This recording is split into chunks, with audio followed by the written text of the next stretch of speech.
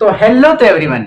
आज chapter number 2 का part 3 हम स्टार्ट करने जा रहे हैं। हमने पार्ट 1 पढ़ लिया था, पार्ट 2 पढ़ लिया था, हमने अम्ल के बारे में पढ़ लिया था, हमने क्षार के बारे में पढ़ लिया था, अम्ल किसे कहते हैं, क्षार किसे कहते हैं, लवण के बारे में पढ़ लिया था। लास्ट क्लास में हमने बहुत important, very very important topic पढ़ा था, सूचक।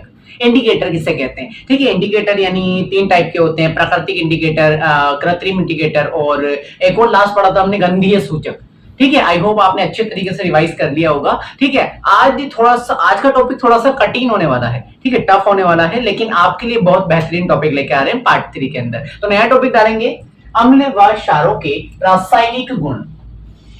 आज पढ़ेंगे एसिड और बेस की नेचुरल प्रॉपर्टी पढ़ेंगे अपन, क्लियर है। केमिकल प्रॉपर्टीज आज अपन पढ़ेंगे, अम्ल व क्षारों के रासायनिक गुण। तो आप नया टॉपिक डालिएगा, अम्ल व क्षारों के रासायनिक गुण।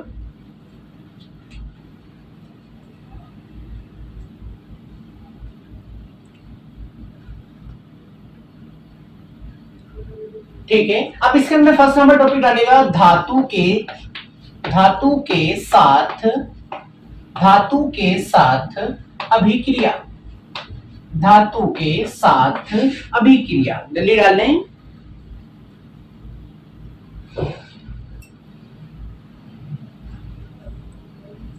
धातु के साथ अभिक्रिया, फर्स्ट नंबर का रासायनिक अभिक्रिया पढ़ रहे हैं हम लोग। क्या? धातु के साथ अभिक्रिया। कौन धातु? धातु बोलते हैं मेटल को, मेटल बोलते हैं लोहा, चांदी, तांबा, चांदी, सोना, ठीक है। इनके साथ अगर अम्ल व क्षार की अभिक्रिया कराएंगे तो क्या होगा? तो देखिएगा, अम्ल व क्षार धातु के साथ अभिक्रिया करके लवण बनाते हैं। अभिक्रिया करके लवण बनाते हैं तथा हाइड्रोजन गैस बाहर निकलती है। क्लियर है? जल्दी से उतार लो। यानी कि जब भी धातु की अभिक्रिया होगी अम्ल के साथ या फिर क्षार के साथ, तो क्या होगा? अम्ल व क्षार धातु के साथ अभिक्रिया करके लवण बनाते हैं। यहां तक तो ठीक है। फिर 5 स्टार वाला पॉइंट आता है, क्या कि कौन सी गैस बाहर निकालते हैं। ये 2024 में पूछा गया क्वेश्चन है, कई एग्जाम में पूछा गया क्वेश्चन है, बड़े बड़े एंट्रेंस एग्जाम में पूछा गया क्वेश्चन है कि धातु के साथ अम्ल व क्षार की जब भी अभिक्रिया कराते हो तो कौन सी गैस बाहर निकलती है। तो यहाँ पर 5 स्टार जरूर लगा लेना, अंडरलाइन करके, हाइड्रोजन गैस बाहर निकलती है, यस और नो, ठीक है। जल्दी से उतार लो।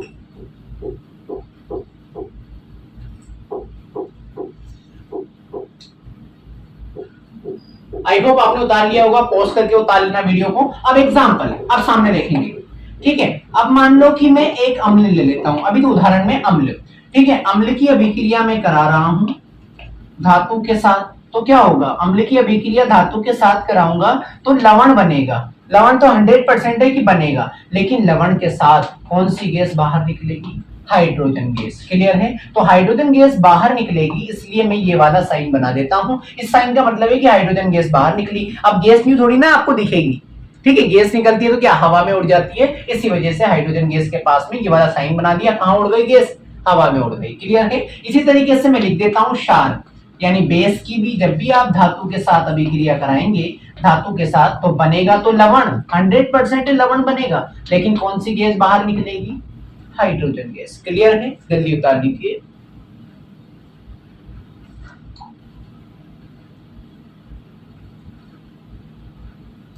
आज का थोड़ा सा टॉपिक टफ हो सकता है, लेकिन याद रखिएगा टफ चीजें ही हमें नंबर लाने में आगे बढ़ाती है। अगर आपको आपके अपोनेंट से ज्यादा नंबर लाने हैं, आपको अपने दोस्त से ज्यादा नंबर लाने हैं, आपको अपने फ्रेंड से ज्यादा नंबर लाने हैं, तो ऐसी टफ चीजों को ज्यादा ध्यान से पढ़ना पड़ेगा, क्योंकि आसान चीजें तो आपका दोस्त भी पढ़ रहा है।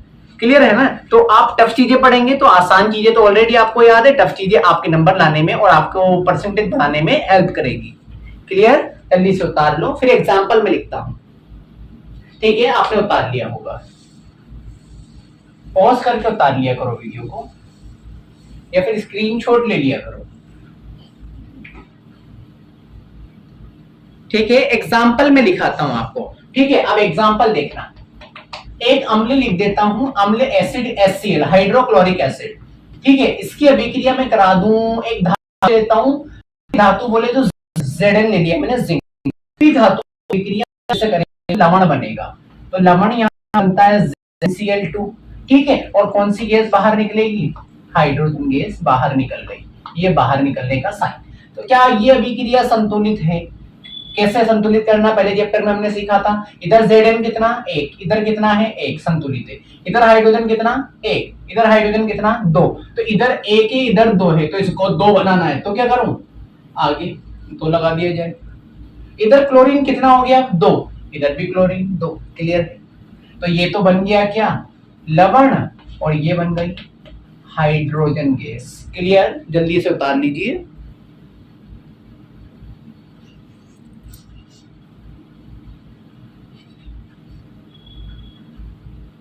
एक उदाहरण आप लोगों के लिए मैं क्षार का भी लिख देता हूं।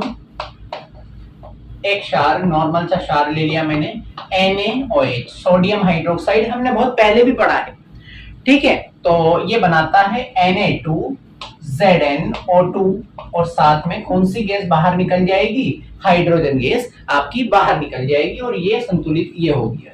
इधर सोडियम 2, इधर सोडियम 2, इधर Zn1, इधर Zn1, इधर ऑक्सीजन 2, इधर ऑक्सीजन 2, इधर हाइड्रोजन 2, इधर हाइड्रोजन 2, क्लियर है। यानी जब भी अम्ल और क्षार धातु के साथ यानी मेटल के साथ अभिक्रिया करते हैं तो क्या बनता है, लवण बनता है, और हाइड्रोजन गैस बाहर निकलती है, क्लियर है। जल्दी से उतार लो।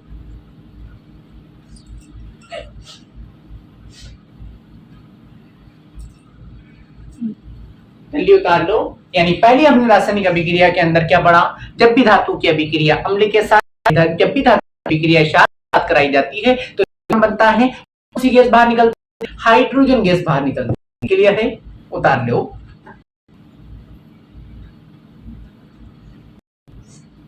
ठीक है, आपने उतार लिया होगा। अब एक नया टॉपिक डालेंगे, और इस टॉपिक के ऊपर 5 स्टार नहीं 10 स्टार ना, क्योंकि ये टॉपिक वो टॉपिक है कि 100% किसी एग्जाम में पूछा जाएगा, या तो हाफ ईयरली में पूछा जाएगा या फिर आपसे बोर्ड एग्जाम के अंदर पूछा जाएगा।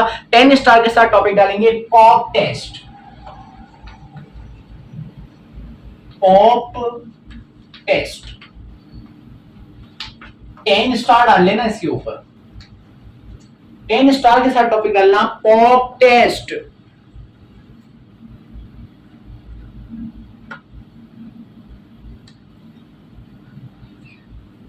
ठीक है, लिखना स्टार्ट करो। हाइड्रोजन गैस से निहित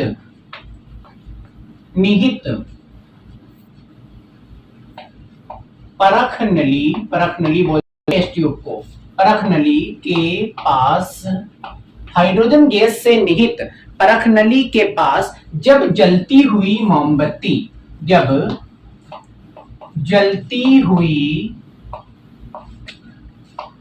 मोमबत्ती लाई जाती है, मोमबत्ती लाई जाती है, तो इसमें से पॉप की ध्वनि यानी साउंड उत्पन्न होती है, पॉप की ध्वनि उत्पन्न होती है। इस टेस्ट को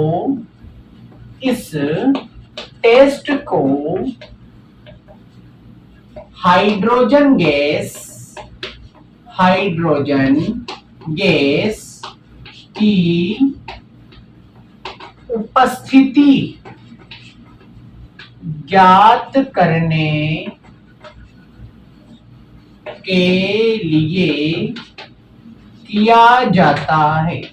इस टेस्ट को हाइड्रोजन गैस की उपस्थिति ज्ञात करने के लिए किया जाता है। Very very important topic, 10 star के साथ डालेंगे। पॉप टेस्ट क्या होता है, अब देखिए, अगर मान लो कि कोई टेस्ट ट्यूब दे रखी है, ठीक है, किसी टेस्ट ट्यूब के अंदर मान लीजिए कि उसके अंदर हाइड्रोजन गैस है, हमें नहीं पता, ठीक है, कोई टेस्ट ट्यूब दे दे, उसके अंदर हाइड्रोजन गैस है, हमें नहीं पता, हमें पता लगाना है कि उसके अंदर हाइड्रोजन गैस है या नहीं। तो उस टेस्ट ट्यूब को क्या करते हैं, जलती हुई मोमबत्ती के ऊपर ले आते हैं, फिर उस टेस्ट ट्यूब के अंदर से ऐसी आवाज आती है, pop pop pop pop pop. अगर उसके उस टेस्ट ट्यूब के अंदर से पॉप पॉप की आवाज आई तो समझ जाना उस टेस्ट ट्यूब यानी परख नली के अंदर कौन सी गैस भरी हुई है, हाइड्रोजन गैस। और अगर ये आवाज ना आई तो फिर उसके अंदर हाइड्रोजन गैस नहीं भरी हुई। तो इसी वजह से मैंने लिखाया है कि इस टेस्ट को किसके लिए करते हैं, हाइड्रोजन गैस की उपस्थिति ज्ञात करने के लिए किया जाता है। क्लियर है?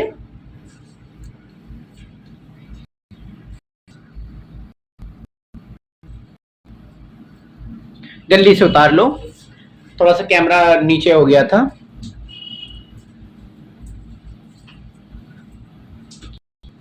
इस किसके लिए करते हैं, हाइड्रोजन गैस की उपस्थिति ज्ञात करने के लिए किया जाता है। टैंक स्टार के साथ डालना है पॉप टेस्ट गैस से निहित परख नली के पास में। जब भी जलती हुई करते हैं तो इसके अंदर से pop pop pop pop pop की ध्वनि उत्पन्न होने लग जाती है। इस टेस्ट को हाइड्रोजन गैस की उपस्थिति ज्ञात करने के लिए किया जाता है। क्लियर है? आई होप आप जाना होगा।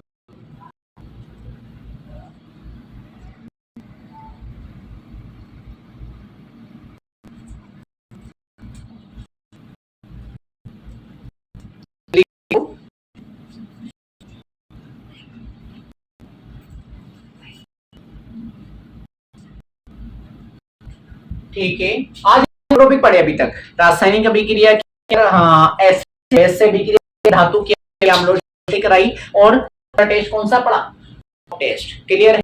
अब नेक्स्ट टॉपिक डालेंगे, उसी के अंदर चल रहा है सब कुछ, उसी के अंदर सब कुछ चल रहा है। ठीक है, अब क्षारकीय अभिक्रिया कराएंगे कार्बन धातु कार्बोनेट धातु बाइकार्बोनेट, धातु कार्बोनेट धातु बाइकार्बोनेट से अभिक्रिया किसकी, वही अम्ल और क्षार। ठीक है, से अभिक्रिया कराएंगे क्षार की धातु कार्बोनेट कराएंगे, धातु बाइकार्बोनेट से अभिक्रिया कराएंगे। टॉपिक आज सारी अभिक्रिया हमको पढ़नी,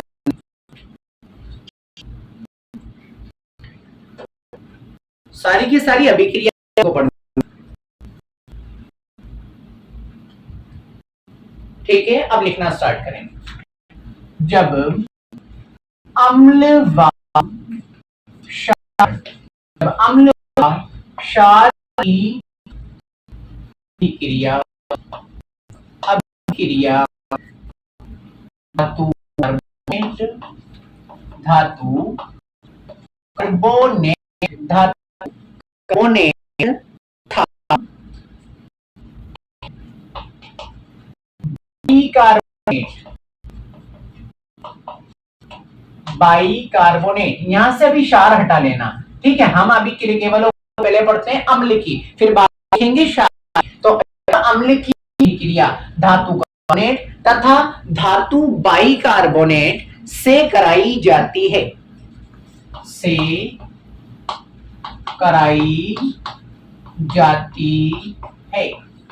तो लवण कोमा CO2 कोमा क्या बनेगा, बनेगा कोमा CO बनेगी, जल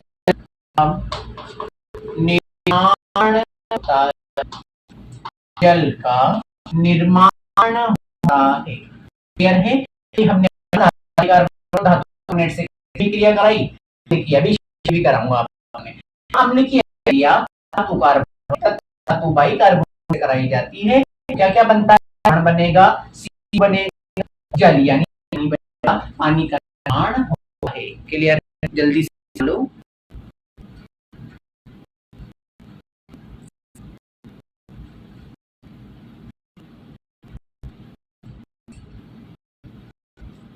एग्जाम्पल,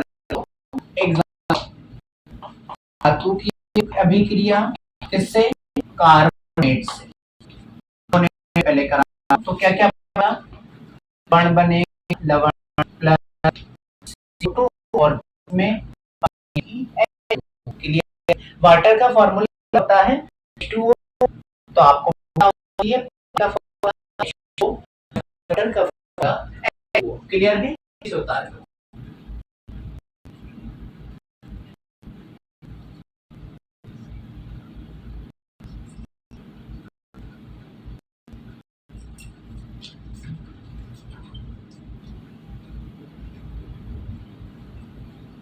ठीक है, आपने उतार लिया।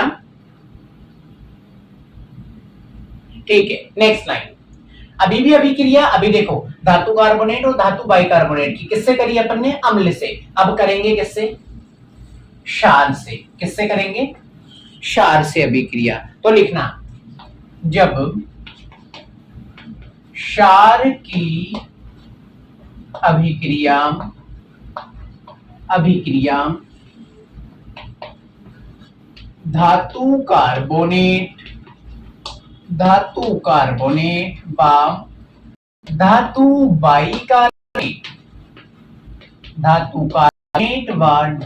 बाइकार्बोनेट से कराई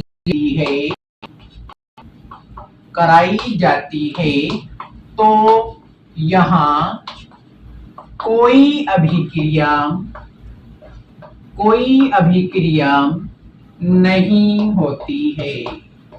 वेरी वेरी इंपॉर्टेंट है कि क्षार धातु कार्बोनेट और धातु बाइकार्बोनेट से कोई भी अभिक्रिया नहीं करता है। क्लियर है? अम्ल तो अभिक्रिया करता है। जब अम्ल की अभिक्रिया धातु कार्बोनेट या धातु बाइकार्बोनेट से करेंगे तो क्या बनेगा? लवण बनेगा, CO2 बनेगा और पानी यानी H2O बनेगा। लेकिन याद रखना, क्षार की अभिक्रिया अगर आप धातु कार्बोनेट या धातु बाइकार्बोनेट से कराओगे तो कोई अभिक्रिया नहीं होती है। क्लियर है? जल्दी से उतार लो।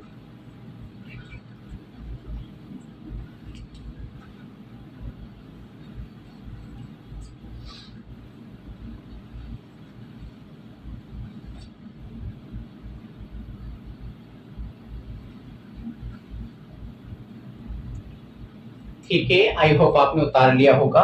मैंने पहले ही बोल दिया था कि आज की क्लास थोड़ी सी टफ होने वाली है, क्योंकि आज क्या है कि सारी रिएक्शंस पढ़ने हैं अपन लोग।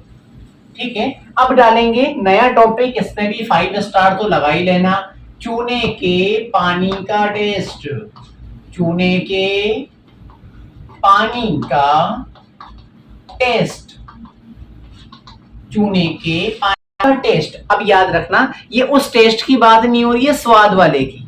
ठीक है, आप ये नहीं कि पानी के अंदर चूना डाल लो और पानी को पी लो कि मैं बता दूंगा टेस्ट, ये उस टेस्ट की बात नहीं हो रही है। वो टेस्ट है कि चूने पानी का टेस्ट, यानी एक्सपेरिमेंट वाले टेस्ट की बात है। ठीक है, टेस्ट स्वाद नहीं है, टेस्ट है। याद रखना, टॉपिक डालेंगे चूने के पानी का।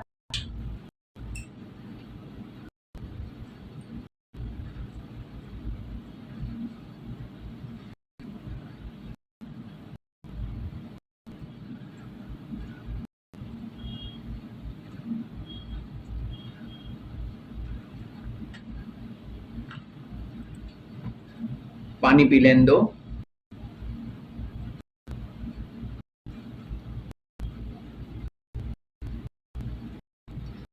मैंने क्लास में पानी की बोतल अपने में रखी, जिससे कि आपका दिमाग अच्छा रहेगा।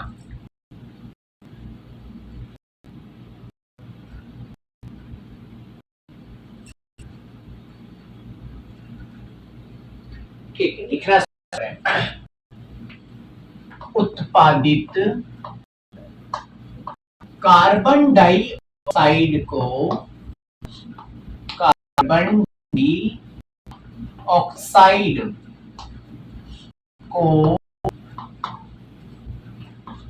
चूने के पानी के साथ प्रवाहित किया जाता है तो यह दूधिया का मतलब होता है दूध जैसा कलर, दूधिया रंग का हो जाता है। क्लियर है? जल्दी से उतार लो, फिर अभी समझ में आ जाएगा। ठीक है, देखो चूने के पानी का टेस्ट कैसे करते हैं। उत्पादित कार्बन डाइऑक्साइड यानी CO2। ठीक है, कार्बन डाइऑक्साइड का मतलब CO2 को चूने के पानी के टेस्ट के साथ जैसे ही डालोगे ना, यानी चूने के पानी को CO2 डाल दो उसके अंदर, तो क्या होगा? वो पानी कैसे रंग का हो जाएगा? दूधिया रंग, यानी बिल्कुल उसमें व्हाइटनेस आने लग जाएगी। तो यही टेस्ट किसका है? चूने के पानी का। अगर आप मान लो एक डब्बे के अंदर पानी दे दें आपको, अब आपको पता लगाना है कि इस डब्बे के अंदर चूने का पानी है, नॉर्मल पानी है, तो आप उसके अंदर क्या डाल दो? कौन सी गैस? कार्बन डाइऑक्साइड गैस डाल दो। अगर उसमें चूने का पानी होगा तो किसका रंग हो जाएगा? दूधिया रंग, अगर उसमें चूने का पानी नहीं होगा तो कैसा रंग, वैसा का वैसा ही रहेगा। क्लियर, जल्दी उतार लो, फिर एग्जाम्पल लिखेंगे। ये होता है चूने का पानी, चूने का पानी, चूने के पानी का फॉर्मूला होता है CaOH का होल ट्वाइस।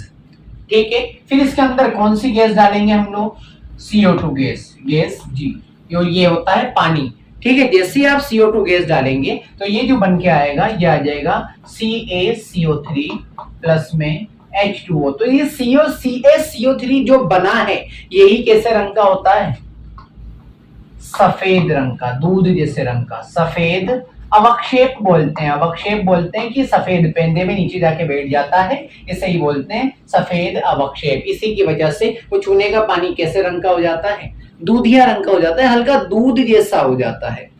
क्लियर है, जल्दी बना लो।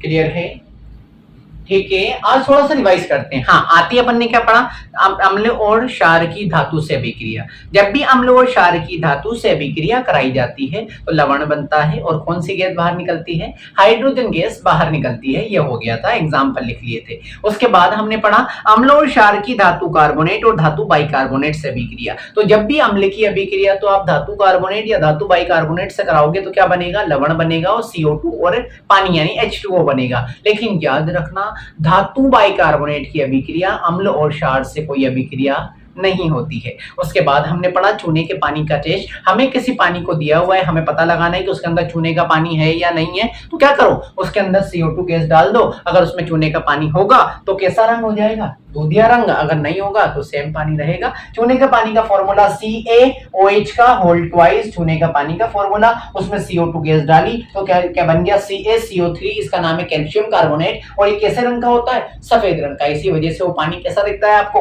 दूधिया रंग का। क्लियर है, जल्दी कर लीजिए।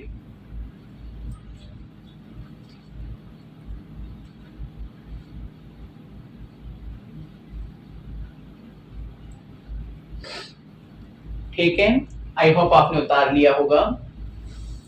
ठीक है, अब नेक्स्ट टॉपिक डालेंगे 5 स्टार के साथ। आप सोच रहे होंगे कि यार आज 5 स्टार 10 स्टार बहुत आ रहे हैं, तो याद रखना यार, इस चैप्टर में 5-6 नंबर जो आ रहे हैं ना, वो यहीं से आते हैं। ठीक है, अब बहुत इंपॉर्टेंट टॉपिक हम पढ़ेंगे, अम्ल और क्षार की परस्पर अभिक्रिया। टॉपिक डालेंगे अम्ल व क्षार की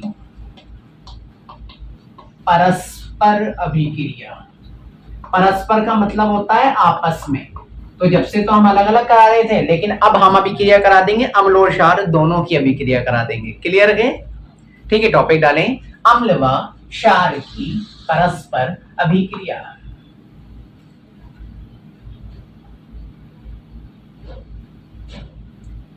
ये टॉपिक डाला आपने, उसके बाद स्टार लगाना 5 स्टार। इसी के अंदर एक छोटा सा टॉपिक डालो, उदासीनीकरण अभिक्रिया। ये क्वेश्चन पूछा जाता है, उदासीनीकरण अभिक्रिया किसे कहते हैं। जब अम्ल और क्षार अभिक्रिया करते हैं ना, तो ये अभिक्रिया का नाम है, एक नेम रिएक्शन है। कौन सी, उदासीनीकरण अभिक्रिया। तो ये नाम से पूछी जाती है, इसलिए मैंने बोला।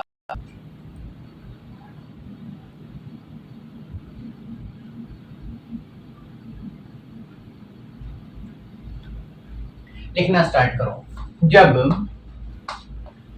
अम्ल व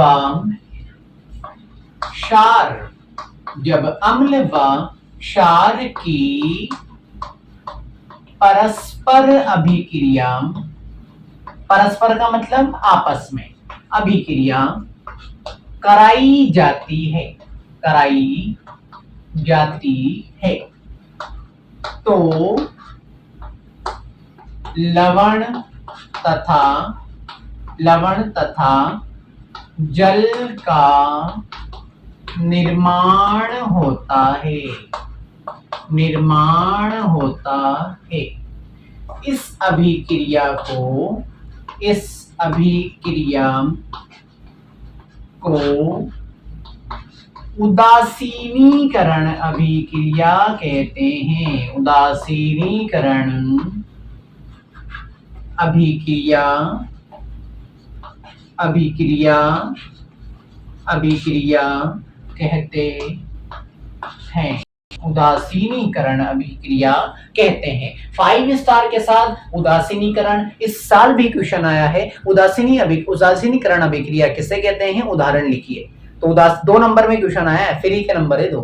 क्या, जब अम्ल और क्षार यानी अम्ल और क्षार की आपस में अभिक्रिया करा दो। जब अम्ल और क्षार की परस्पर का मतलब आपस में, जब अम्ल व क्षार की परस्पर अभिक्रिया कराई जाती है तो लवण तथा जल का निर्माण होता है। इस अभिक्रिया को क्या बोलते हैं, उदासीनीकरण अभिक्रिया कहते हैं।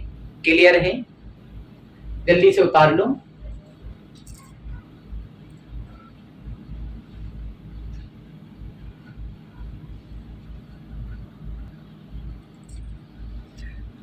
अम्ल व क्षार की परस्पर अभिक्रिया, उदासीनीकरण अभिक्रिया। जब अम्ल व क्षार की परस्पर अभिक्रिया आपस में अभिक्रिया कराई जाती है तो लवण और क्या क्या बनता है, लवण बनता है और जल बनता है, तो इसका निर्माण होता है। इस अभिक्रिया का नाम ही क्या है, उदासीनीकरण अभिक्रिया। ठीक है, एक बात और बता देता हूँ, याद है मैंने फर्स्ट क्लास में बताया था क्या, कि जो टॉपिक डालो ना आप, तो टॉपिक ब्लैक पेन से डाल लिया करो। ठीक है, और जो लिखते हैं इससे सबको ब्लू पेन से लिख लो। जैसे कि ये टॉपिक डाला हुआ ब्लैक से डाल लिया, ये सब लिख रहे हो तो इसे ब्लू से लिख लो। इससे जिसका जितना अच्छा नोट्स होता है ना यार, वही बात है कि जितना अच्छा नोट्स होगा पढ़ने की उतनी अच्छी इच्छा करेगी पढ़ने की। ठीक है, और पढ़ाई जब भी होती है जब साफ सुथरी चीजें हों, तो इसलिए बोल रहा हूँ कि ये टॉपिक ब्लैक से डाल लिया करो, बाकी की लाइनें आप ब्लू पेन से लिखा करें, बेहतर रहेगा। ठीक है, इसका एक एग्जाम्पल मैं लिखता हूँ, जल्दी उतार लो। चलो नीचे लिख देता हूँ, अब आपको समझ आएगा। किसकी अभिक्रिया करानी है, एक अम्ल ले लेता हूं। अम्ल ले लिया मैंने HCl। ठीक है, हमने बहुत सारे उदाहरण लिखे हैं अम्ल के। ठीक है, एक क्षार ले लेता हूं मैं NaOH। जब अम्ल और क्षार की अभिक्रिया परस्पर कराई जाती है तो क्या क्या बनते हैं, लवण और जल। तो देखो Na, ठीक है, और Cl मिलके क्या बना लेंगे, NaCl। ठीक है, Na निकल गया, Cl निकल गया, ये तो एक लवण बन गया। एक H तो H2 और एक O, तो ये क्या बन गया, H2O। तो वही जब अम्ल और क्षार की परस्पर अभिक्रिया कराई जाती है तो लवण, ये रहा लवण। ठीक है, लवण बोलते हैं इसको। जो हमारे घर में खाने का नमक आता है ना, नमक, ये नमक ही है, NaCl यही खाते हैं। लेकिन अगर हम दुकान पे जाके बोले अंकल जी एक थैली NaCl की दे दो, तो थैली नहीं देगा, उससे पहले झाटा लगा देगा। क्लियर है, तो ये NaCl नमक ही होता है। तो कैसे बनता है ये HCl और NaOH, जब भी अम्ल और क्षार की अभिक्रिया करते हैं तो लवण बनता है और साथ में क्या, H2O किसका फॉर्मूला है, जल का फॉर्मूला है, जल बन जाता है और लवण बन जाता है। क्लियर है, आज पढ़ा हमने उदासीनीकरण अभिक्रिया, वेरी वेरी इंपॉर्टेंट रिएक्शन में से एक रिएक्शन है ये। जल्दी से उतार लो, अपनी पानी के पास में रखा क्योंकि एनर्जी उसी से मिलती है। ठीक है,